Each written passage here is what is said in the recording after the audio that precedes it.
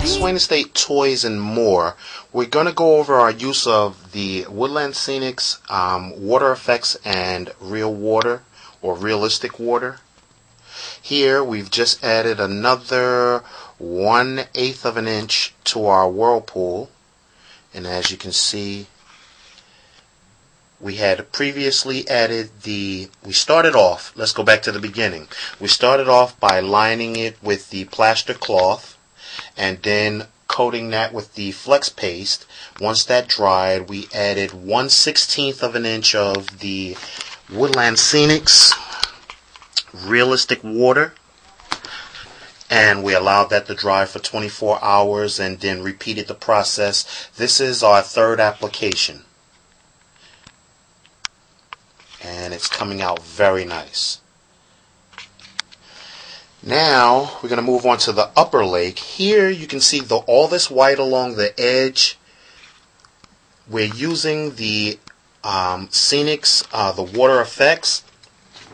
We're using that as a guard on our side edge here because we went on and finished the top, and as you can see, we've added our greenery and a couple of trees to this side of the lake. And what we did was run a nice thick bead along the side there, and we went on and added another 1/8 of an inch of realistic water. And now, as you can see, we got this idea from our friends at Maplewood Hobby Shop in Maplewood, New Jersey, where we get some of our supplies. One of the gentlemen happened to mention when he was doing his realistic water that he had he painted the bottom of the lake as normal, like everyone else specified, but then he added the realistic water, allowed that to dry, then used a watered down version of the same paint to give it a different type of depth. He painted over the realistic water after it had dried, and then added more real water. So what we did was something a little different. We used the Busch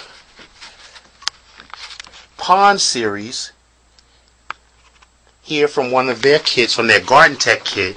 First we applied the realistic water at 1/16 of an inch to the bottom after painting it.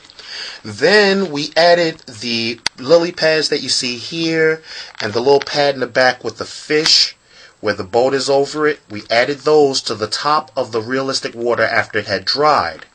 Then every 3 days we would add another 1/16 of an inch of realistic water, and it gives the effect that the boat itself, the two boats in the back, are sitting on possibly a reef with fish suspended underneath the boats, and the deeper area where the water actually falls from the waterfall here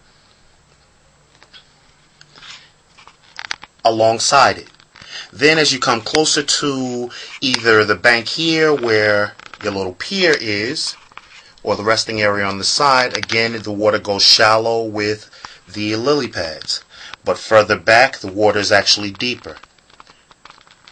Now we also found that by using the water effects, the same pattern that we use to coat the side here, when you lay it across the middle or around the edges of the lily pad itself and pour the realistic water just behind it, it'll block it and build up a larger amount of real water or a deeper pool in the back. And that's how we created this realistic water lake up on top of our train display. McSwain Estate Toys and More.